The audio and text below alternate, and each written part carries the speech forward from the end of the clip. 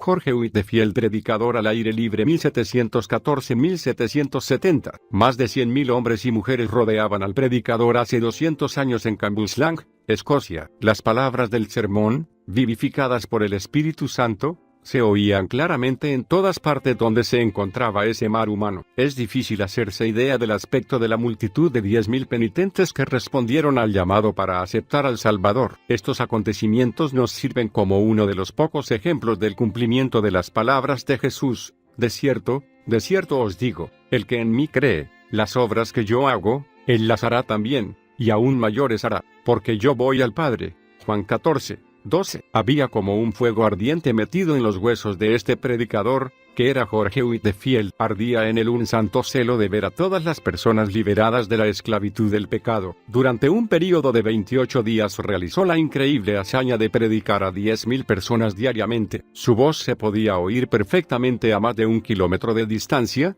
a pesar de tener una constitución física delgada y de adolecer de un problema pulmonar. Todos los edificios resultaban pequeños para contener esos enormes auditorios, y en los países donde predicó, instalaba su púlpito en los campos, fuera de las ciudades. Whitefield merece el título de príncipe de los predicadores al aire libre, porque predicó un promedio de 10 veces por semana, durante un período de 34 años, la mayoría de las veces bajo el techo construido por Dios, que es el cielo. La vida de Jorge Whitefield fue un milagro. Nació en una taberna de bebidas alcohólicas. Antes de cumplir 3 años, su padre falleció. Su madre se casó nuevamente, pero a Jorge se le permitió continuar sus estudios en la escuela. En la pensión de su madre él hacía la limpieza de los cuartos, lavaba la ropa y vendía bebidas en el bar. Por extraño que parezca, a pesar de no ser aún salvo, Jorge se interesaba grandemente en la lectura de las Escrituras, leyendo la Biblia hasta altas horas de la noche y preparando sermones. En la escuela se lo conocía como orador. Su elocuencia era natural y espontánea, un don extraordinario de Dios que poseía sin siquiera saberlo. Se costeó sus propios estudios en Pembroke College,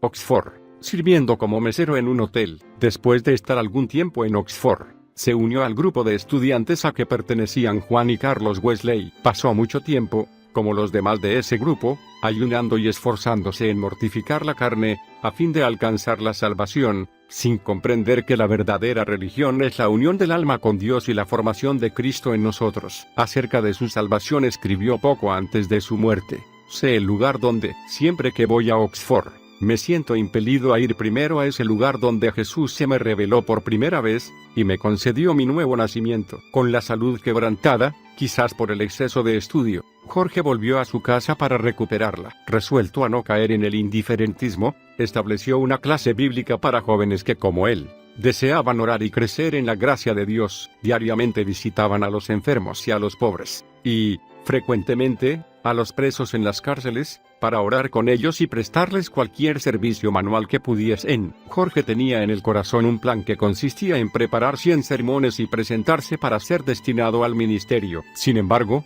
era tanto su celo que cuando apenas había preparado un solo sermón, ya la iglesia insistía en ordenarlo, teniendo él apenas 21 años. A pesar de existir un reglamento que prohibía aceptar a ninguna persona menor de 23 años para tal cargo, el día anterior a su separación para el ministerio lo pasó en ayuno y oración. Acerca de ese hecho, él escribió: en la tarde me retiré a un lugar alto cerca de la ciudad, donde oré con insistencia durante 2 horas pidiendo por mí y también por aquellos que iban a ser separados junto conmigo. El domingo me levanté de madrugada y oré sobre el asunto de la epístola de San Pablo a Timoteo, especialmente sobre el precepto: ninguno tenga en poco tu juventud. Cuando el presbítero me impuso las manos, si mi vil corazón no me engaña, ofrecí todo mi espíritu, alma y cuerpo para el servicio del santuario de Dios. Puedo testificar ante los cielos y la tierra, que me di a mí mismo, cuando el presbítero me impuso las manos, para ser un mártir por aquel que fue clavado en la cruz en mi lugar. Los labios de Whitefield fueron tocados por el fuego divino del Espíritu Santo en ocasión de su separación para el ministerio. El domingo siguiente, en esa época de frialdad espiritual, predicó por primera vez. Algunos se quejaron de que 15 de los oyentes enloquecieron al escuchar el sermón. Sin embargo,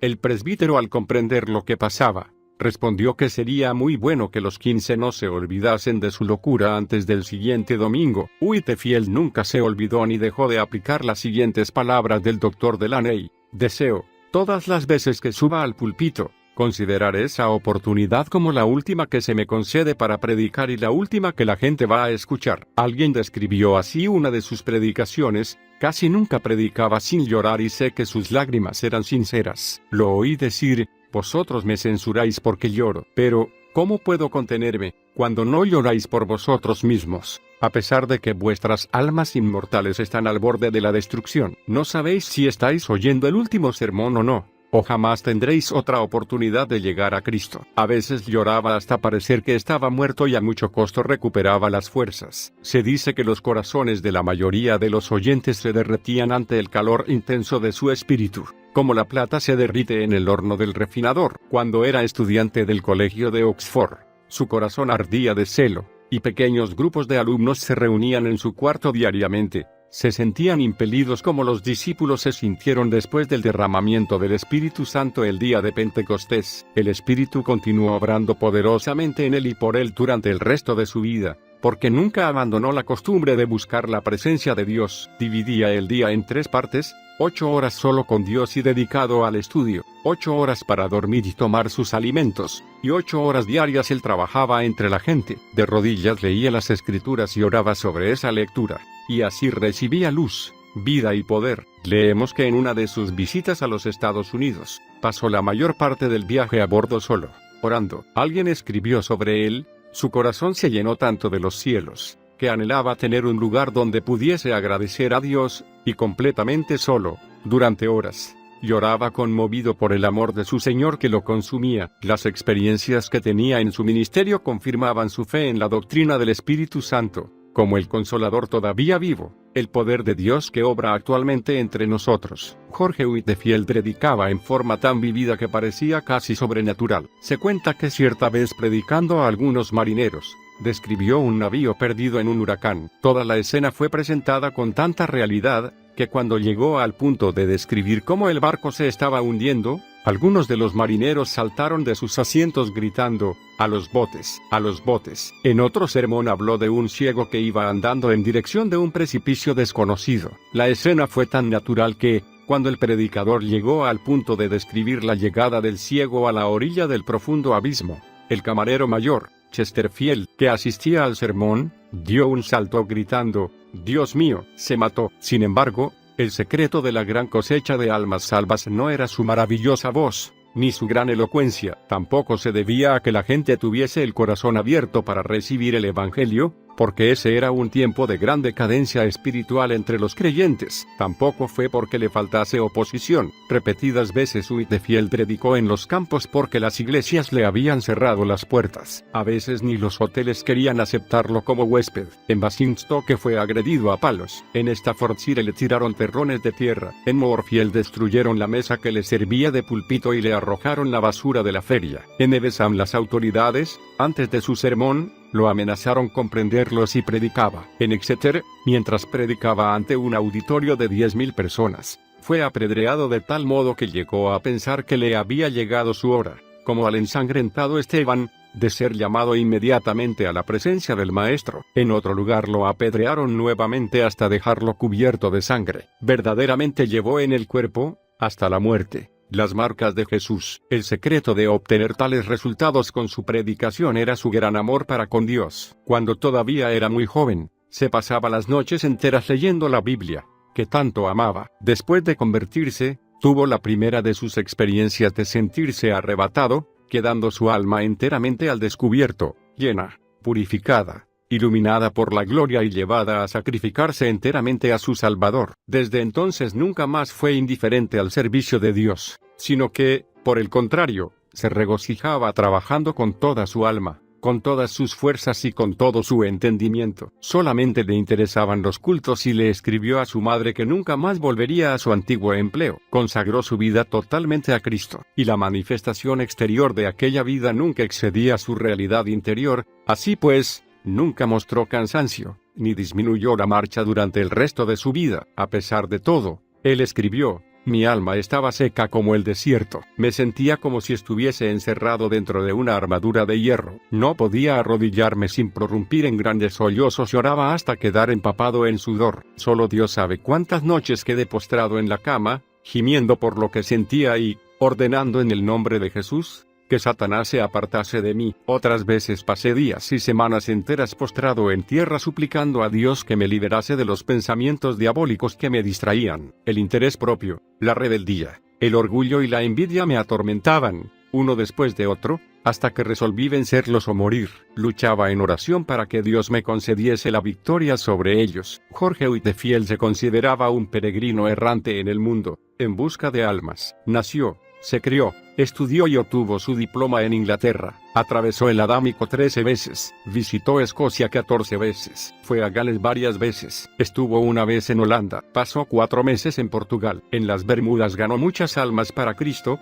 así como en todos los lugares donde trabajó. Acerca de lo que experimentó en uno de esos viajes a la colonia de Georgia, Whitefield escribió: recibí de lo alto manifestaciones extraordinarias, al amanecer, al mediodía, al anochecer y a medianoche. De hecho, el día entero, el amado Jesús me visitaba para renovar mi corazón. Si ciertos árboles próximos a Stonehenge se pudiesen hablar, contarían la dulce comunión que yo y algunas almas amadas gozamos allí con Dios, siempre bendito. A veces, estando de paseo, mi alma hacía tales incursiones por las regiones celestes, que parecía estar lista para abandonar mi cuerpo. Otras veces me sentía tan vencido por la grandeza de la majestad infinita de Dios, que me postraba en tierra y le entregaba mi alma, como un papel en blanco, para que él escribiese en ella lo que desease. Nunca me olvidaré de una cierta noche de tormenta. Los relámpagos no cesaban de alumbrar el cielo. Yo había predicado a muchas personas, y algunas de ellas estaban temerosas de volver a casa. Me sentí guiado a acompañarlas y aprovechar la ocasión para animarlas a prepararse para la venida del Hijo del Hombre. Qué inmenso gozo sentí en mi alma cuando volvía,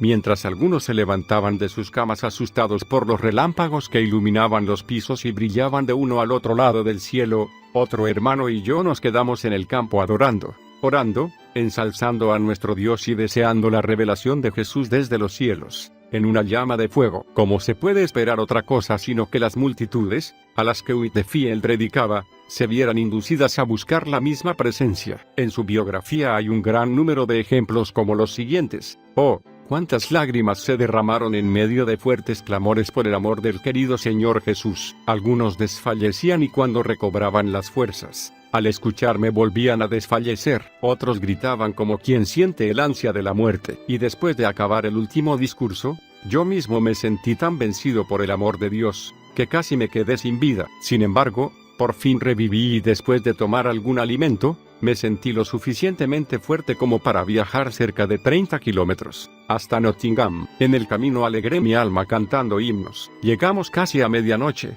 Después de entregarnos a Dios en oración, nos acostamos y descansamos bajo la protección del querido Señor Jesús. Oh Señor, jamás existió un amor como el tuyo. Luego Whitefield continuó sin descanso. Al día siguiente en Fox Manor la concurrencia a los cultos fue tan grande como en Nottingham. La gente quedó tan quebrantada, que por todos los lados vi personas con el rostro bañado en lágrimas. La palabra era más cortante que una espada de 2 filos, y los gritos y gemidos tocaban al corazón más endurecido. Algunos tenían semblantes tan pálidos como la palidez de la muerte, otros se retorcían las manos, llenos de angustia, otros más cayeron de rodillas al suelo, mientras que otros tenían que ser sostenidos por sus amigos para no caer. La mayor parte del público levantaba los ojos a los cielos, clamando y pidiendo misericordia de Dios. Yo, mientras los contemplaba, solamente podría pensar en una cosa, que ese había sido el gran día. Parecían personas despertadas por la última trompeta, saliendo de sus tumbas para comparecer al juicio final. El poder de la presencia divina nos acompañó hasta Baskin Ridge, donde los arrepentidos lloraban y los salvos oraban, lado a lado. El indiferentismo de muchos se transformó en asombro y el asombro se transformó después en gozo. Alcanzó a todas las clases, edades y caracteres. La embriaguez fue abandonada por aquellos que habían estado dominados por ese vicio. Los que habían practicado cualquier acto de injusticia, sintieron remordimientos. Los que habían robado se vieron constreñidos a hacer restitución. Los vengativos pidieron perdón. Los pastores quedaron ligados a su pueblo mediante un vínculo más fuerte de compasión. Se inició el culto doméstico en los hogares. Como resultado, los hombres se interesaron en estudiar la palabra de Dios y a tener comunión con su Padre Celestial. Pero no fue solamente en los países populosos que la gente afluyó para oírlo. En los Estados Unidos, cuando todavía era un país nuevo, se congregaron grandes multitudes de personas que vivían lejos unos de otros en las florestas. En su diario, el famoso Benjamin Franklin dejó constancia de esas reuniones de la siguiente manera: el jueves el reverendo Whitefield partió de nuestra ciudad, acompañado de 150 personas a caballo, con destino a Chester, donde predicó ante una audiencia de 7,000 personas, más o menos. El viernes predicó 2 veces en Williamstown a casi 5,000 personas. El sábado en Newcastle predicó a cerca de 2,500 personas y, en la tarde del mismo día, en Christiana Bridge, predicó a casi 3,000. El domingo en Whiteclay Creek predicó 2 veces, descansando media hora entre los 2 sermones dirigidos a 8,000 personas, de las cuales cerca de 3,000 habían venido a caballo. La mayor parte del tiempo llovió. Sin embargo, todos los oyentes permanecieron de pie, al aire libre. Como Dios extendió su mano para obrar prodigios por medio de su siervo, se puede ver claramente en lo siguiente: de pie sobre un estrado ante la multitud, después de algunos momentos de oración en silencio, Whitefield anunció de manera solemne el texto: está establecido para los hombres que mueran una sola vez,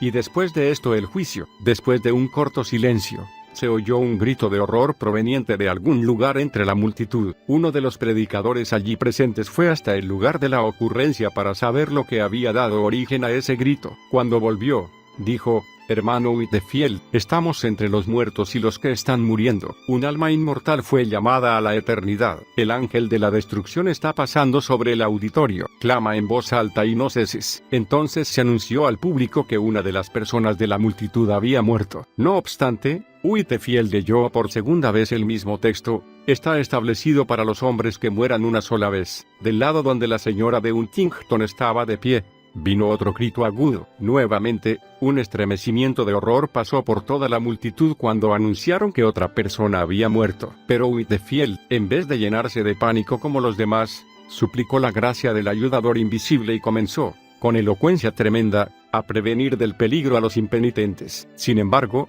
debemos aclarar que él no siempre era vehemente o solemne. Nunca otro orador experimentó tantas formas de predicar como él. A pesar de su gran obra, no se puede acusar a Whitefield de buscar fama o riquezas terrenales. Sentía hambre y sed de la sencillez y sinceridad divinas. Dominaba todos sus intereses y los transformaba para la gloria del reino de su Señor. No congregó a su alrededor a sus convertidos para formar otra denominación, como algunos esperaban. No solamente entregaba todo su ser, sino que quería más lenguas, más cuerpos y más almas para dedicarlos al servicio del Señor Jesús. La mayor parte de sus viajes a la América del Norte los hizo a favor del orfanatorio que fundó en la colonia de Georgia. Vivía en la pobreza y se esforzaba para conseguir lo necesario para el orfanatorio. Amaba a los huérfanos con ternura y les escribía cartas, dirigiéndose a cada uno de ellos por su nombre. Para muchos de esos niños él era el único padre y el único medio de su sustento. Una gran parte de su obra evangelizadora la realizó entre los huérfanos, y casi todos ellos permanecieron siempre creyentes fieles y unos cuantos de ellos llegaron a ser ministros del Evangelio. Whitefield no era de físico robusto. Desde su juventud sufrió casi constantemente, anhelando muchas veces partir para estar con Cristo. A la mayoría de los predicadores les es imposible predicar cuando se encuentran enfermos como él. Fue así como, a los 65 años de edad, durante su 7º viaje a la América del Norte, finalizó su carrera en la tierra. Una vida escondida con Cristo en Dios y derramada en un sacrificio de amor por los hombres. El día antes de fallecer tuvo que esforzarse para poder permanecer en pie. Sin embargo, al levantarse, en Exeter, ante un auditorio demasiado grande para caber dentro de ningún edificio, el poder de Dios vino sobre él y predicó como de costumbre. Durante 2 horas, uno de los que asistieron dijo que su rostro brillaba como el sol. El fuego que se encendió en su corazón en el día de oración y ayuno de su separación para el ministerio, ardió hasta dentro de sus huesos y nunca se apagó. Jeremías 20:9. Cierta vez un hombre eminente le dijo a Whitefield: no espero que Dios llame pronto al hermano para la morada eterna, pero cuando eso suceda, me regocijaré al oír su testimonio. El predicador le respondió: entonces, usted va a sufrir una desilusión, puesto que voy a morir callado. La voluntad de Dios es darme tantas oportunidades para dar testimonio de Él durante mi vida, que no me serán dadas otras a la hora de mi muerte. Y su muerte fue tal como él la predijo. Después del sermón que predicó en Exeter, fue a Newburyport para pasar la noche en la casa del pastor. Al subir al dormitorio se dio vuelta en la escalera y con la vela en la mano pronunció un breve mensaje a sus amigos que allí estaban e insistían en que predicase. A las 2 de la mañana se despertó. Le faltaba la respiración y le dijo a su compañero sus últimas palabras que pronunció en la tierra: «Me estoy muriendo». En su entierro, las campanas de las iglesias de Newburyport doblaron y las banderas quedaron a media asta. Ministros de todas partes asistieron a sus funerales. Millares de personas no consiguieron acercarse a la puerta de la iglesia debido a la inmensa multitud. Cumpliendo su petición, fue enterrado bajo el púlpito de la iglesia. Si queremos recoger los mismos frutos de ver salvos a millares de nuestros semejantes, como lo vio Whitefield, debemos seguir su ejemplo de oración y dedicación. ¿Piensa alguien que es esta una tarea demasiado grande, ¿Qué diría Jorge Whitefield, que se encuentra ahora junto a los que él llevó a Cristo, si le hiciésemos esta pregunta?